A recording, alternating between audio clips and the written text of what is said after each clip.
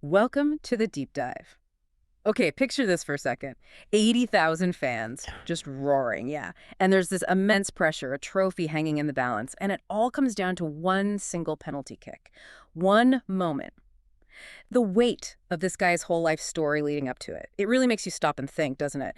How does, a skinny kid from this small island, almost forgotten, reach that kind of level? That's exactly it. Yeah. That's the question we're tackling in this deep dive. We're trying to go beyond just the highlights, digging into the sources, the stories that trace Cristiano Ronaldo's, well, incredible rise. Right. Not just what he did, but how. How did he build that sort of unbreakable mindset? Where did that come from? Exactly. It's about understanding how he turned all that adversity, all the challenges into this relentless drive. And to really get that, you've got to go right back. Yeah, Back to the start. Funchal, Madeira, 1985. Yeah, the sources paint a pretty clear picture. It wasn't glamorous, a really cramped home. His dad was a kit man, struggling with alcoholism. Money was incredibly tight. But even with all that, even with so little, there was this passion, right? It just spilled out. The streets, those cobblestone streets, that was his pitch. And his best ball was literally like a bundle of rags tied together. That was his prized possession. And you hear stories, don't you, about him practicing stepovers for hours and hours. Scraped knees didn't matter. People saying, he's too skinny or too flashy. He just ignored it. Well, maybe not ignored it entirely. Yeah. It seems like even then, he was already sort of absorbing that criticism, turning it into fuel. It's a pattern you see later on, how he handles the media, the doubters. It started way back then. That early fire, though, it was about to face a massive test, a really scary one. He's only 11 years old, and he gets this diagnosis, racing heart condition. Yeah. And the doctor tells him, flat out, you might never play football again. I mean, for most kids, that's it. Dream over. But not for him. No. Our sources really suggest this was like a turning point. Suddenly, his dream wasn't just about skill or practice. It was completely out of his hands, physically. And that forced him to dig even deeper. Not just training hard, but developing this almost ferocious belief that he could beat it, that he would play again. That moment seems crucial for cementing that mental toughness he's known for. And that toughness, that resolve, it led him to do something pretty unthinkable for a kid. Leaving home at 12. For Sporting CP in Lisbon. Yeah, just imagine that, 12 years old, leaving your family, your island. The sources talk about how isolated he felt, how homesick he was. And the other kids mocking him, right, for his accent, his Madeiran accent. Exactly. It sounds like it was brutal. He really was at a crossroads there. Yeah. You either crumble under that pressure or you find a way to conquer it. And he chose conquer. He absolutely did. And that's when the obsession really kicked in. It wasn't just about showing up for practice anymore. No, he was training while the others were sleeping, wasn't he? Hitting the gym, doing extra running, just constantly refining his skills. Relentlessly. And you see this physical transformation start to happen. He wasn't that frail kid anymore. And kind of ironically, the bullies, the ones making fun of him, they just added fuel to that fire. It built this sort of me against the world feeling.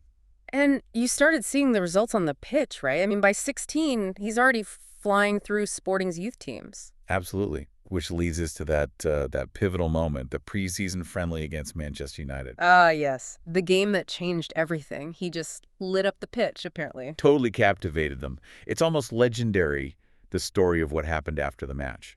The United players themselves. They went straight to Ferguson, didn't they? Pretty much. Reports say they were basically begging Sir Alex Ferguson to sign this kid they'd just played against. That immediate reaction from seasoned pros tells you everything about the impact he made. Wow. And that leads to the transfer. He's 18, and United paid £12 million, a record for a teenager back then. Yeah, the most expensive teenager in English football history at the time. Talk about pressure landing on your shoulders straight away. Definitely. Old Trafford must have felt like a whole different world. And it wasn't all smooth sailing at first, was it? No, not at all. The critics jumped on him. All those tricks and stepovers. They labeled him arrogant, a show pony, lacked end product, they said. But Ferguson believed in him. Massively. And the sources show Fergie's influence wasn't just like telling him to calm down. It was tactical. It was about evolving his game. How so? Well, teaching him when to use the skills, making smarter runs, improving his decision-making, his finishing, turning that incredible raw talent and athleticism into goals. Lots of goals. It was a deliberate transformation from entertainer to efficient, ruthless goal scorer. And it worked. The Premier League title started coming. Then 2008, the Champions League. His first Ballon d'Or. He's only 23. He'd reached the summit in England, dethroned the established stars. You'd think, okay, job done, relax a bit. But that wasn't him, was it? Even then, with the world at his feet, he was apparently already looking for the next challenge. Exactly. That hunger was just relentless.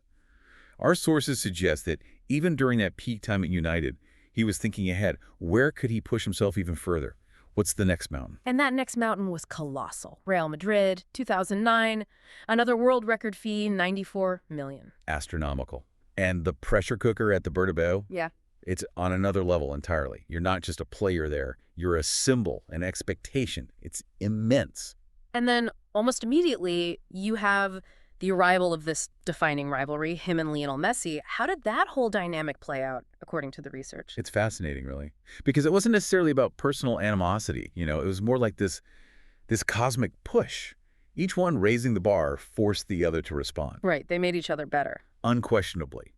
The sources really highlight how this constant competition drove both of them to levels nobody thought were possible. Scoring 40, 50, even 60 goals a season became almost normal for them. It was just relentless, week in, week out. He basically became this unbelievable goal machine at Madrid. Those numbers were just unheard of before them. Absolutely. And he made the Champions League his personal playground. 4 titles in 5 years with Madrid. It's staggering. And accounts from that time talk about his incredible dedication off the pitch, too. The training, the diet, the data analysis.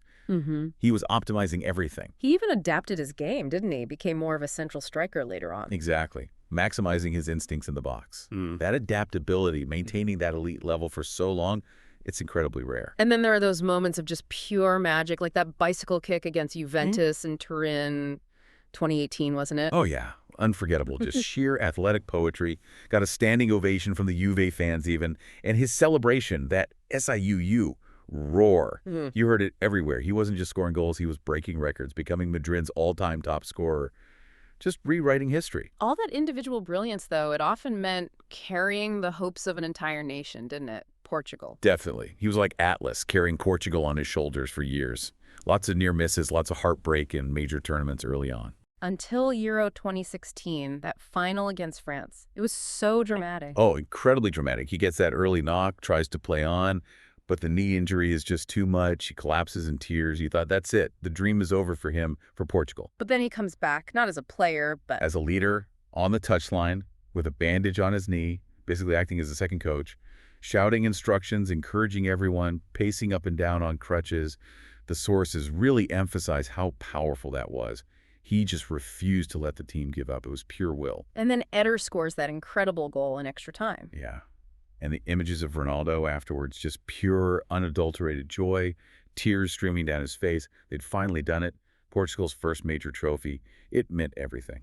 The World Cup, though, that always remained just out of reach. A reminder, I guess, that even legends have limits. True. But even after Madrid, he didn't slow down. Went to Juventus, proved he could dominate Serie A too, became top scorer there. Then that returned to Manchester United. Maybe more sentimental than successful in the end. A bit frustrating, perhaps. But through all of it, the ups and the downs, that core fire, that drive, it never seemed to fade, did it? Never. Which leads us to the next chapter, the one that surprised everyone. 2023, moving to Al Nassr in Saudi Arabia. Right. A lot of critics immediately dismissed it, call it a retirement league, the end of his serious career. But that's not how he saw it, apparently. According to people close to him, he viewed it as a new challenge, a new frontier to conquer, to build something. And he's still banging in the goals, still breaking records even there. Absolutely. He became the all-time top scorer in international football history. Most international appearances ever. The records just keep tumbling. He's more than just a player now, isn't he? He's this global brand, a father, someone who built an absolute empire from almost nothing. And even now, approaching 40, reports say he trains like he's still that kid trying to make the team. That's what consistently comes through in the research. It's the same fire that started back on those streets in Funchal, that refusal to accept limitations, that burning need to prove people wrong every single day. So when you boil it all down, this story, Ronaldo's story, it's not just about talent, is it? It's so much more about mindset, about mental strength forged through really tough times. Exactly. Turning pain into power, turning doubt into rocket fuel, turning dreams into reality, going from those rags on Madeira to being arguably one of the most famous people on the planet. It's just pure relentlessness. He really showed everyone that limits, maybe they're just illusions, right? Things you can shatter with hard work and belief. Yeah, his entire career basically screams that message, that the only person who decides when it's over is you. So it makes you think, doesn't it? Makes you ask yourself, what's your impossible dream? What's the thing people say you can't do? Find that fire inside you. Find your own reason to push back. Yeah, go out and unleash your SIU moment, whatever that looks like for you. The world's waiting. Defy those expectations.